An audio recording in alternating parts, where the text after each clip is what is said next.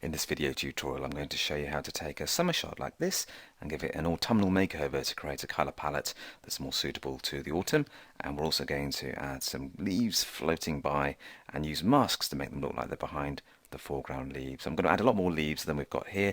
This is just a rough work in progress, but we're going to start from scratch and I'll show you how to change the colours to create an autumnal colour palette. So let's kick off by opening portraitbefore.dng. You'll find that on the video disc, and what we've got is a very green tint to the girl's face. We want a more autumnal feel, a warmer feel, and we can do that by tweaking temperature. So let's just drag the colour temperature to the right just to get rid of some of that green. Around about 6050 should do the trick. Let's just zoom in to make sure that the tint is less than it was. We're still going to change the colours in Photoshop Standard Editor, so that's just a starting point. And we can try and get rid of some of these clipped highlights, which you'll get if you turn the highlight clipping warning on, or press 0 for overexposed. And we can drag recovery to the right just to try and reduce those clipped highlights. I'm just going to hit 0 again, and you can see there's some burnt out areas there because she's rather backlit. But that's okay to have a little bit of a highlights like that. They'll just print out as pure white. So we've managed to change the color temperature a wee bit and also to reduce the clipping slightly.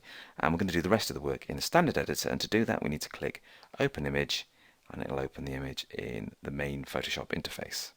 So let's kick off by opening up the layers palette, which you'll get from window layers, or you can drag it from the palette bin, which is hiding here on the right.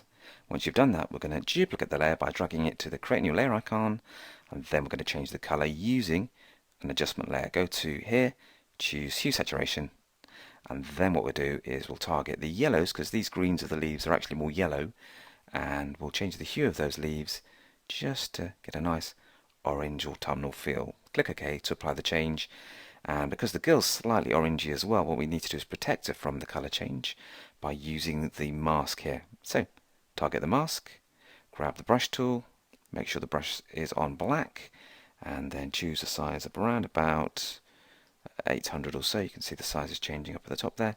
I've gone for 700, and click and spray on the mask to protect the girl from the color adjustment, and that restores her to her original color, and also it restores her clothing as well, so it's not being changed by the hue adjustment.